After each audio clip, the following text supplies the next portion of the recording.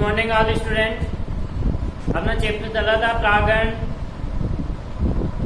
प्राग कणों का अंकुरण किस प्रकार से होता है, पादपों के अंदर निषेचन की क्रिया किस प्रकार से होती है।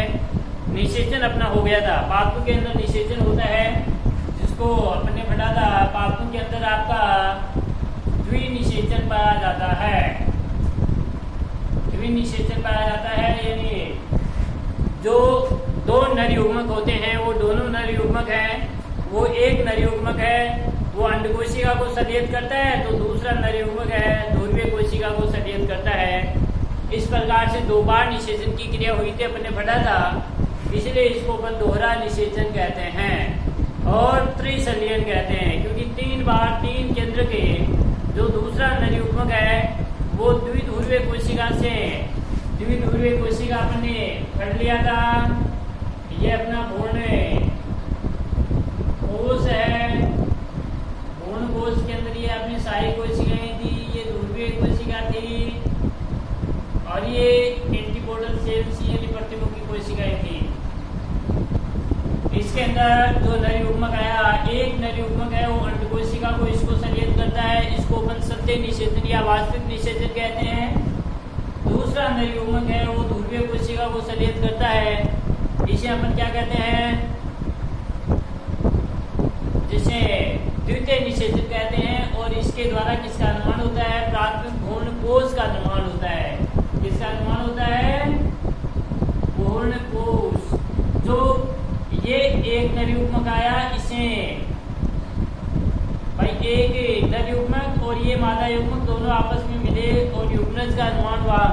ये युग्मज का निर्माण हुआ वो तो हुआ बेटे द्विगुणित 2 है। और ये दूसरा नर युग्मक आया तो ये ध्रुवीय कोशिका है, इसको सलियत किया, इसके दो केंद्र गए और ये केंद्र किसका, इसलिए इसको क्या कहते हैं अपने त्रिसलियन कहते हैं। भाई तीन केंद्रों का सलियन हुआ अर्थात यह भ्रूण कोश का जो प्राथमिक भ्रूण कोश का निर्माण होता है ये आपका क्या होता है, त्रिगुणित होता है, त्रि है, क्योंकि एक दो और एक नर युग्मक वाला तीन केंद्रकों का सलियन होता है। इसके दौरान आपके दो केंद्रकों का ही सलियन होता है, इसलिए इसको अवस्था के अंदर द्विगुणित होता है। और ये क्या होता है, भ्रूण कोश से प्राथमिक भ्रूण कोश से त्रिगुणित होता है। ये प्राथमिक भ्रूण कोश है वो परिवर्तित भ्रूण को क्या करता है, पोषण प्रदान करने का कार्य करता है। प्राथमिक भ्रूण कोश जो परिवर्तित भ्रूण है इसको आपका पोषण प्रदान करने का कार्य करता है। अब अपना भ्रूण कोश का निर्माण हो गया। ये भ्रूण कोश के प्रकार देखो अपन पढ़ेंगे कि भ्रूण कोश कितने प्रकार का होता है। भ्रूण कोश मुख्य रूप से 3 प्रकार का होता है। विकास के आधार पर कितने प्रकार का होता है, भ्रूण कोश 3 प्रकार का, कोशिकीय भ्रूण कोश, केंद्रीय भ्रूण कोश और हेलोवियल भ्रूण कोश। कोशिकीय भ्रूण कोश के अंदर जो देखो केंद्र का जब विभाजन होता है तो केंद्र का विभाजन होने के बाद में ये आपका भ्रूण जो कोशिकीय भ्रूण कोश के अंदर जो केंद्रक हैं वो किसकी ओर चले जाते हैं, अपने परिधि की ओर। भाई ये परिधि है, इस परिधि की ओर कोशिका द्रव्य है वो आपका इकट्ठा हो जाता है, केंद्र के बीच में उपस्थित है। तो इस प्रकार के भ्रूण कोश को अपन कौन सा भ्रूण कोश कहते हैं बेटे, कोशिकीय भ्रूण कोश कहते हैं। केंद्र के भ्रूण कोश यानी जो संपूर्ण भाग के अंदर पाया जाता है, जो संपूर्ण इसके अंदर तो परिधि की ओर खिसक गए, जैसे नारियल के अंदर पानी है, यह आपका कोशिकीय भ्रूण कोश का एग्जाम्पल है। केंद्र के भ्रूण कोश, केंद्र के भ्रूण कोश यानी केंद्र के अंदर संपूर्ण भाग के अंदर यदि पाए जाते हैं तो इसको अपन क्या कहते हैं, केंद्र के भ्रूण कोश। हेलोवियल भ्रूण कोश जिसके अंदर दोनों प्रकार के पाए जाते हैं, यानी केंद्रीय और कोशिकीय भ्रूण कोश दोनों प्रकार के यदि हैं तो उसको अपन क्या कहते हैं, हेलोवियल भ्रूण कोश। तो भ्रूण कोश विकास के आधार के ऊपर भ्रूण कोश निम्न 3 प्रकार के होते हैं। पहला है आपका कोशिकीय भ्रूण कोश। विकास के आधार पर भ्रूण कोश निम्न 3 प्रकार के होते हैं। देखो विकास के आधार पर भ्रूण कोश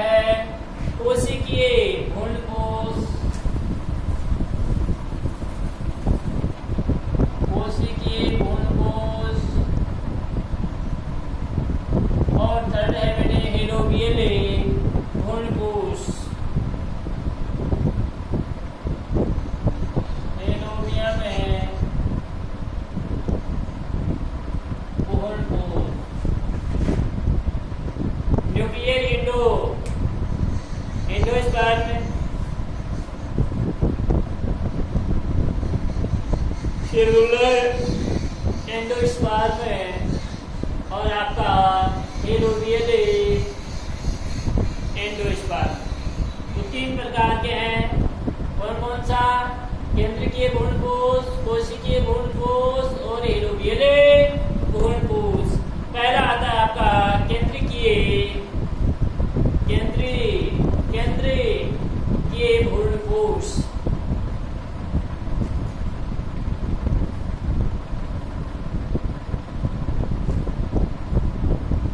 यानी इस भ्रूणकोश का निर्माण, इसका केंद्रीय भ्रूणकोश का निर्माण है वो, इस भ्रूणकोश का निर्माण आपके केंद्र भ्रूणकोश में जो केंद्रक है वो केंद्रक स्वतंत्र केंद्रक विभाजन के द्वारा कई केंद्रकों के निर्माण से होता है। यानी केंद्रकों का क्या हो जाएगा? विभाजन होता रहेगा, जिसी के द्वारा किसका निर्माण होता है? केंद्रीय भ्रूणकोश का निर्माण होता है। देखो इसमें न्यूक्लियर एंडोस्पर्म है। इस प्रकार के भ्रूणकोश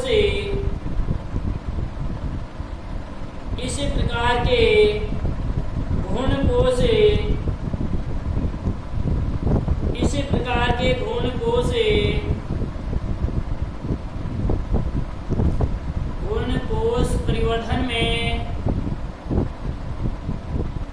इस प्रकार के भ्रूणकोश परिवर्धन में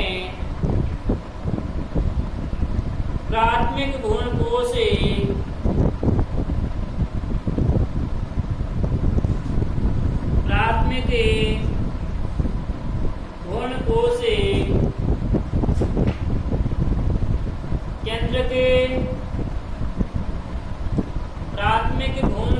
केंद्र के स्वतंत्र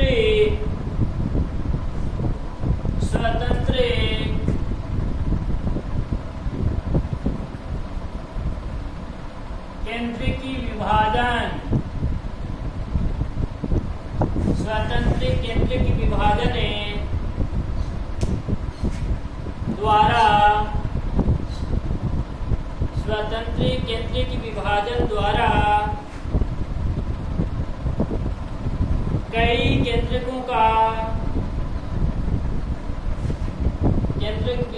द्वारा कई केंद्रकों का निर्माण करता है। यानी केंद्रीय विभाजन द्वारा बहुत सारे केंद्रकों का निर्माण है वह करता है। मेरा चेंज करके लिखना। ये केंद्रक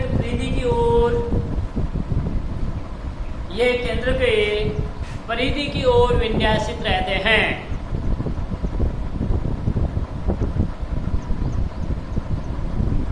केंद्र के परिधि की ओर विन्यासित रहते हैं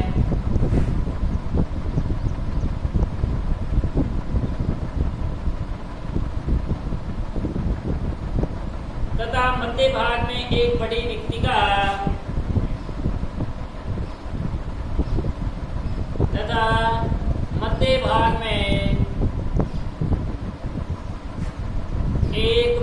रिक्तिका बन जाती है। मध्य भाग में एक बड़ी रिक्तिका बन जाती है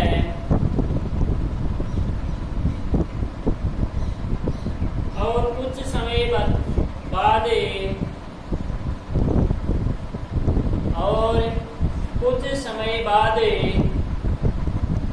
केंद्रकों के चारों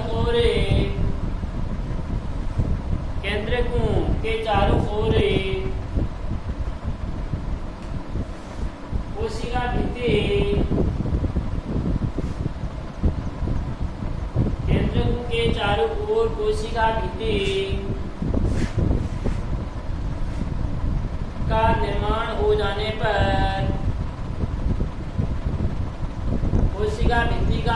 हो जाने पर यह कोशिकीय बन जाती है।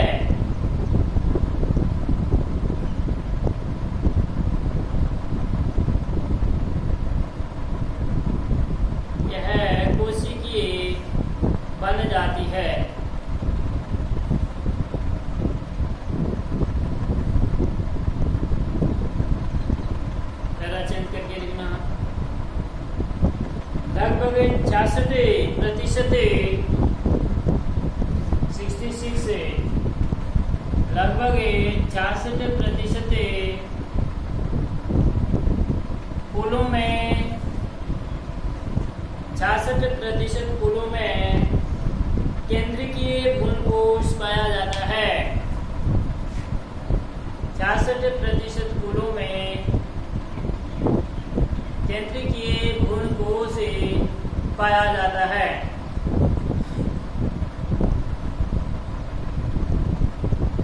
एग्जाम्पल जैसे एग्जाम्पल लिखो, नारियल का पानी, ये केंद्रीय भ्रूणकोश का एग्जाम्पल है। नारियल का पानी, मक्का, चावल, गेहूं आदि।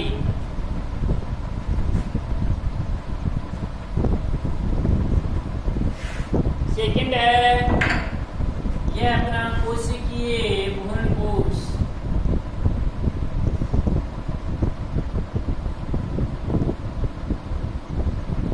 कोशिकीय भ्रूणकोश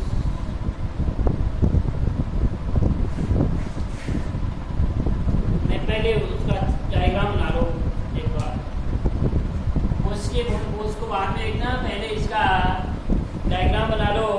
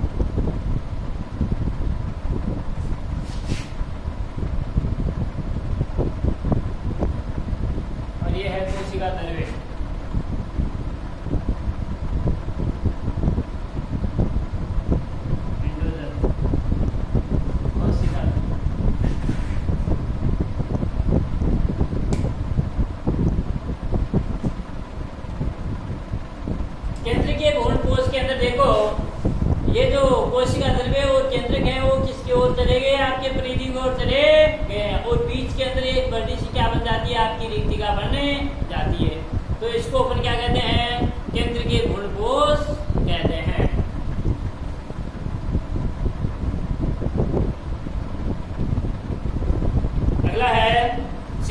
कोशिकीय भ्रूणकोश।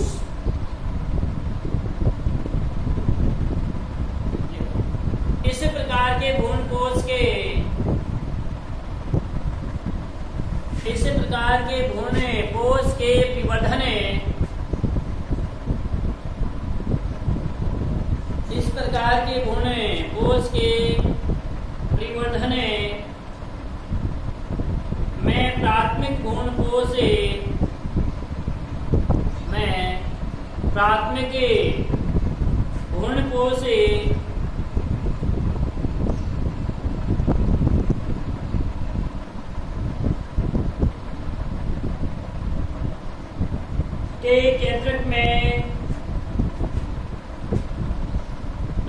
भ्रूणकोश के केंद्रक में प्रथम तथा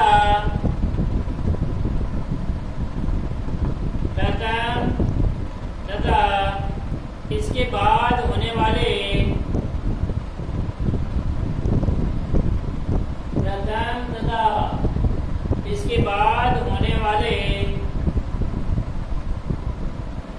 सभी विभाजनों के साथ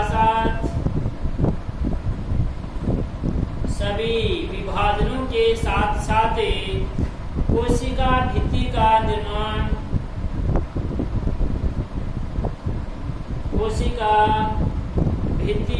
का निर्माण हो जाता है। यानी चारों ओर कोशिका भित्ति का निर्माण हो जाता है।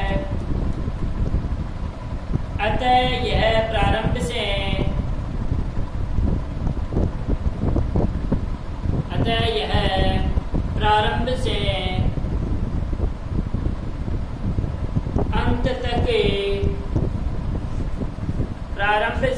अंत तक कोशिकीय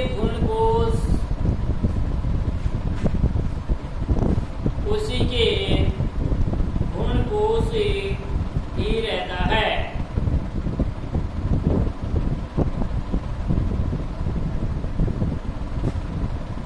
एग्जाम्पल जैसे नारियल का खाने योग्य भाग, जिसको अपन खाते हैं ना, वह है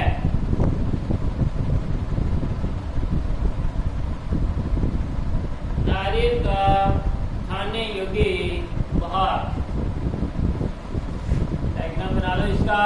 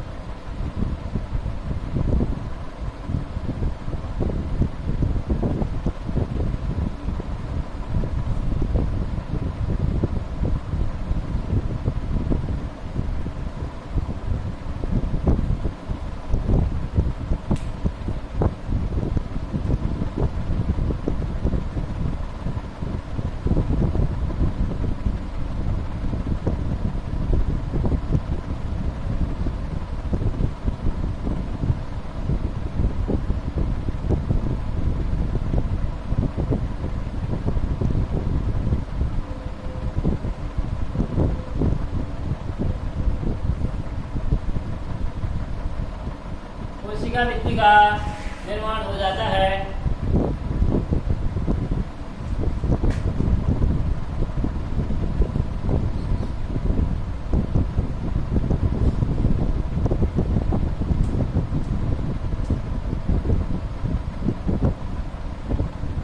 तो इस प्रकार के भ्रूणकोश को अपन संपन्न है वो कोशिकीय भ्रूणकोश कहते हैं।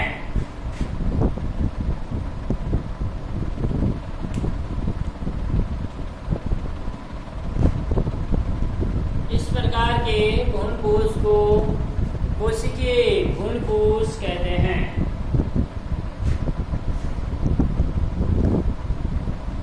देखो केंद्रकों का विभाजन हुआ, केंद्रकों के विभाजन के बाद कोशिका भित्ति का वो आपका निर्माण हो जाता है। नारियल के अंदर जो खाने योग्य जो गिट्टक होता है वो आपका कोशिकीय भ्रूणकोश का एग्जाम्पल है। तीसरा है बेटे हेलोबियम भ्रूणकोश। तीसरा है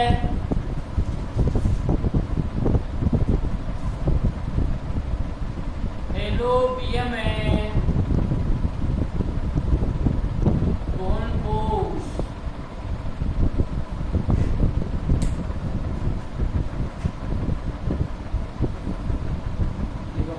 ये दोनों प्रकार का होता है, कोशिकीय और केंद्रकीय।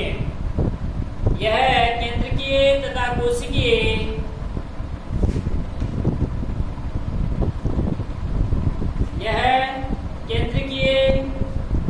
तथा कोशिकीय दोनों प्रकार के भ्रूणकोशों का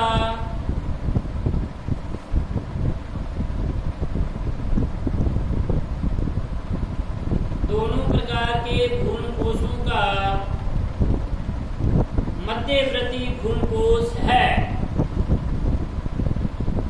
भ्रूणकोशों का मध्यवर्ती भ्रूणकोश है।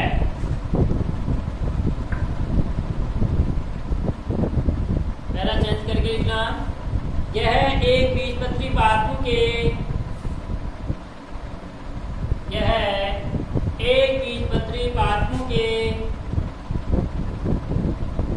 हेलोबियल गण के एक बीजपत्री पादपों के हेलोबियल गण के सदस्यों में पाया जाता है।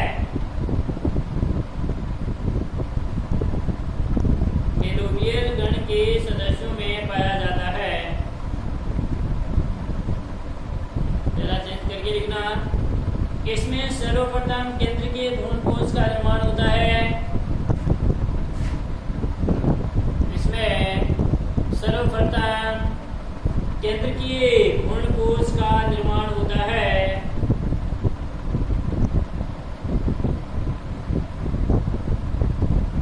इसके फलस्वरूप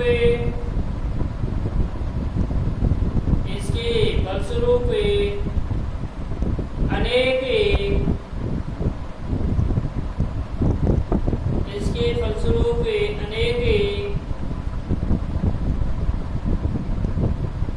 मुक्त केंद्रकों का निर्माण होता है। अनेक मुक्त यानी स्वतंत्र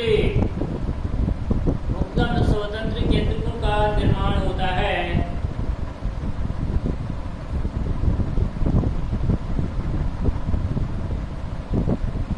इसके बाद केंद्रक विभाजन के साथ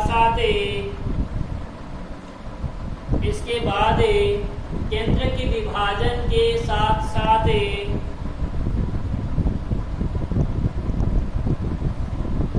भित्ति निर्माण भी होने लगता है। विभाजन के साथ साथ भित्ति निर्माण भी होने लगता है।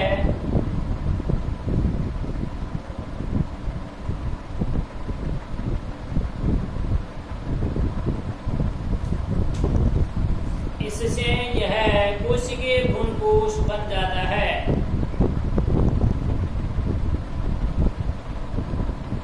इससे यह कोशिकीय भ्रूणकोश बन जाता है।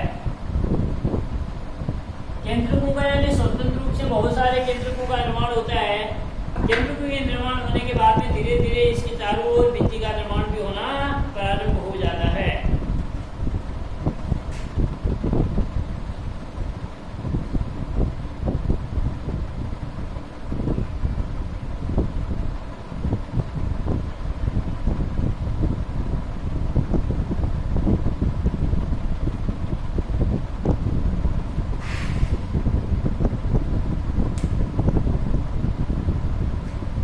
से देखो केंद्र का विभाजन होगा, ये अपने केंद्र के हैं,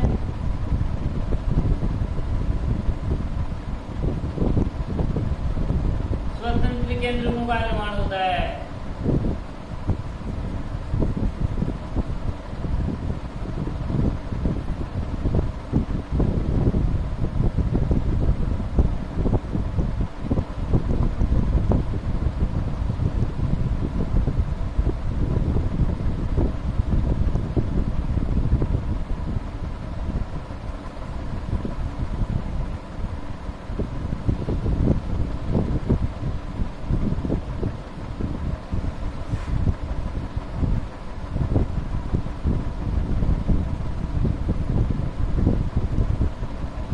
धीरे धीरे इसके ऊपर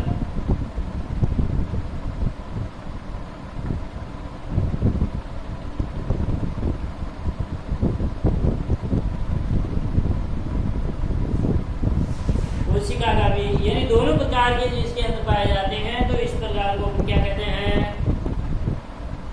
एलोबियम भ्रूणपोष कहते हैं।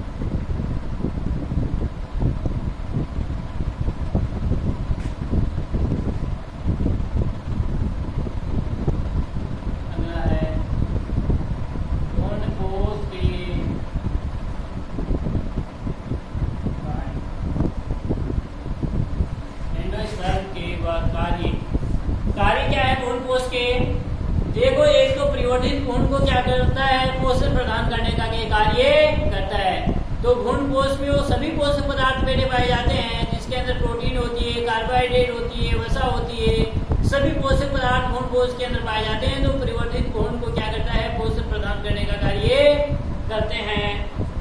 और बीज अंकुरण के समय जो नवोदित पादप होता है, उसको भी पोषण प्रदान करने का कार्य कौन करता है, भ्रूणपोष करते हैं। देखो पहला कार्य भ्रूणपोष के कार्यों के अंदर प्रथम कार्य भ्रूणपोष, भ्रूण परिवर्धन के समय भ्रूण परिवर्धन के समय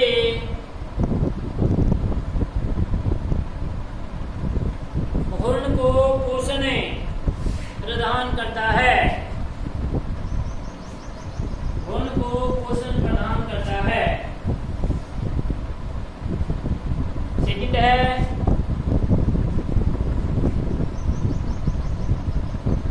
बीज अंकुरण के समय, बीज अंकुरण के समय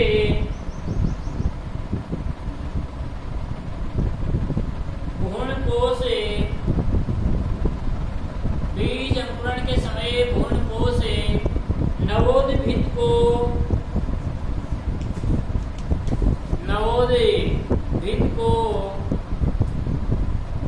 को भी पोषण प्रदान करता है, नवोदित को भी पोषण प्रदान करता है।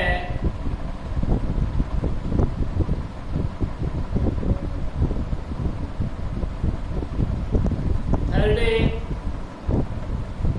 कुछ पादपों के कोशिकीय भ्रूणपोष में, कुछ पादपों के कोशिकीय भ्रूणपोष में चूस्कांग पाए जाते हैं,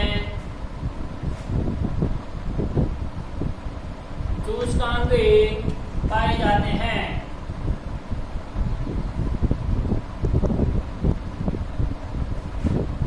पाए जाते हैं जो भ्रूणपोष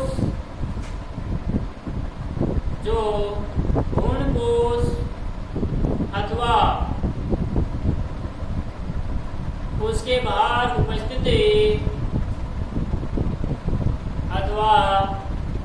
बाहर उपस्थित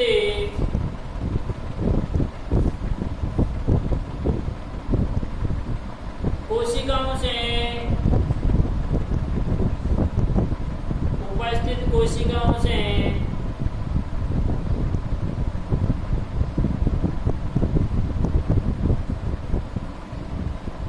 भोजन का अवशोषण करते हैं। इन सूचकांक के द्वारा भोजन का अवशोषण करते हैं।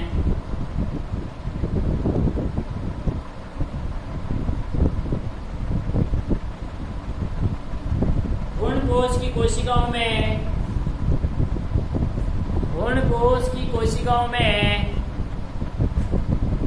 कार्बोहाइड्रेट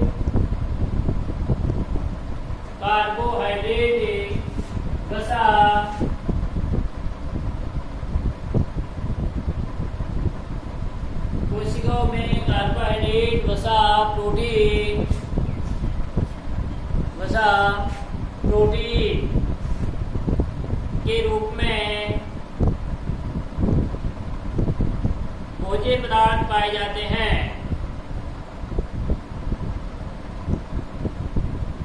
जिनका उपयोग भ्रूण परिवर्धन के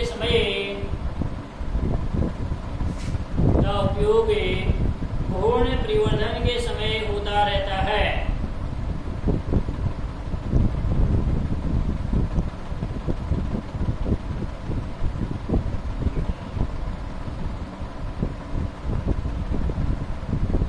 ये था अपना भ्रूणकोश। कितने प्रकार का बड़ा बने? 3 प्रकार का। केंद्र के भ्रूणकोश, कोशिकीय भ्रूणकोश और हेलोबियम भ्रूणकोश। अगला आता है अपना भ्रूण का परिवर्धन।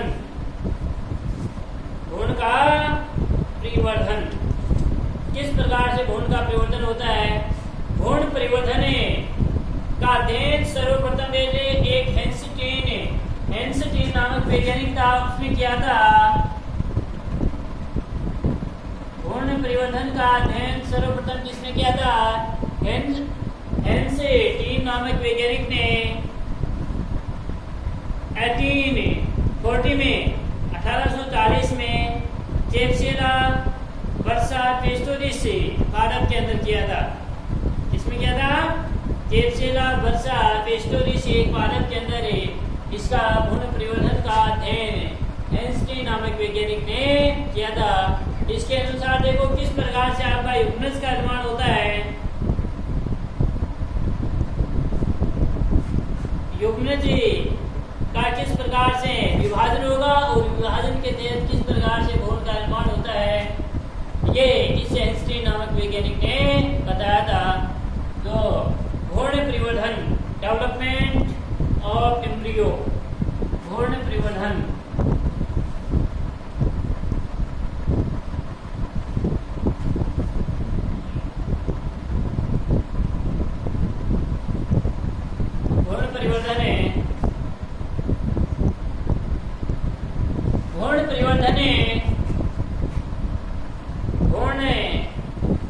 परिवर्धन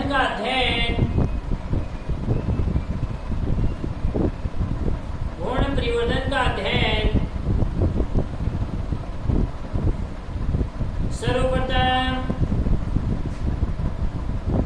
सर्वप्रथम हेंस्टीन ने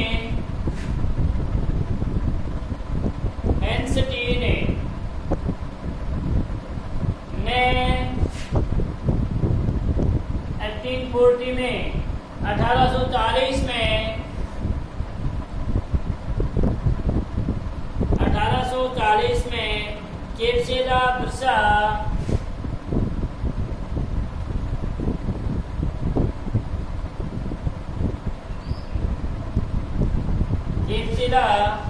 वर्सा पेस्टोरिस में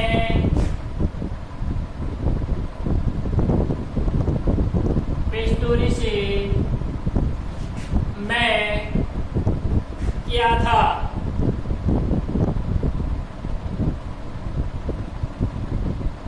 पेस्टोरिस में क्या था? पहला चेंज करके लिखना है। सर्वप्रथम युग्मनज, देखो इसके डायग्राम। सर्वप्रथम युग्मनज अनुप्रस्थ विभाजन,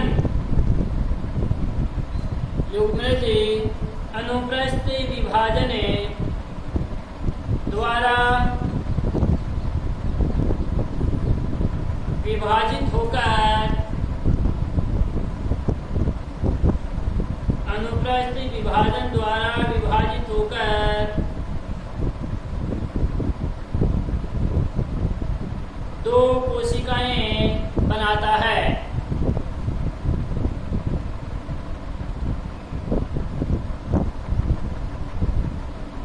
दो कोशिकाएं बनाता है। इन दोनों कोशिकाओं के अंदर वह कोशिका जो बीजांड द्वार की ओर होती है उस कोशिका को बेटे आधारी कोशिका कहते हैं।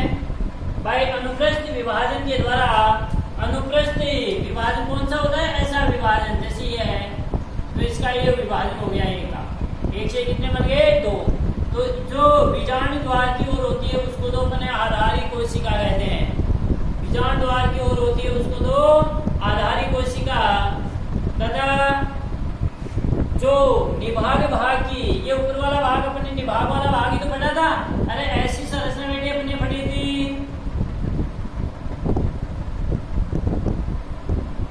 भाई। ये भाग तो निभाग वाला भाग है और ये बीजांड द्वार वाला भाग है। जो बीजांड द्वार की ओर होता है, अनुप्रस्थ विभाजन के द्वारा जो बीजांड द्वार की ओर जो कोशिका होती है इसको तो क्या कहते हैं? आधारी कोशिका कहते हैं। और जो निभाग भाग की ओर होती है, ये ऊपर वाले निभाग है, जो निभाग भाग की ओर होती है उसी कोशिका को अपन अग्रस्थ कोशिका कहते हैं। इसको तो क्या करेंगे? अग्रस्थ कोशिका कहते हैं और इसको आधारी से, आधारी कोशिका कहते हैं। देखो चेंज करके, बीजांड द्वार की ओर स्थित कोशिका को, बीजांड द्वार की ओर स्थित कोशिका को आधारी कोशिका, बीजांड द्वार की ओर स्थित कोशिका को आधारी कोशिका तथा निभाग की ओर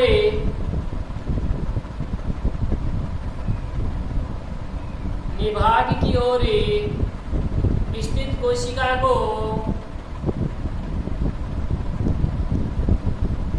निभाग की ओर स्थित कोशिका को अग्रस्थ कोशिका कहते हैं। यानी जो देखो आधार की ओर होगी इसको तो अपने कौन सी अभी डायग्राम अपन बनाएंगे उसके अंदर समझ में आ जाएगी। जो आधार की ओर होगी उसको तो बीजांड द्वार की ओर आधारी, और जो निभाग की ओर होती है उसको अपन अग्रस्थ कोशिका कहते हैं। पहला चेंज करके लिखना। आधारी कोशिका में अनेक अनुप्रस्थ विभाजन से, आधारी कोशिका में अनेक अनुप्रस्थ विभाजन से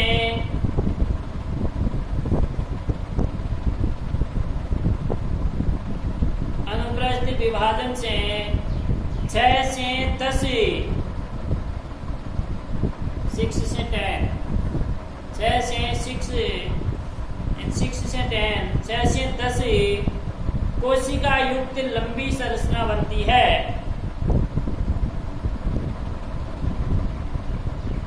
6 से 10 कोशिका युक्त लंबी संरचना बनती है। इस संरचना को निलंबक कहते हैं।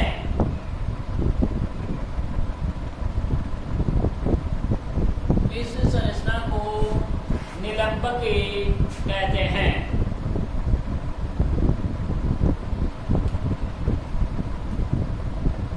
निलंबक कहते हैं।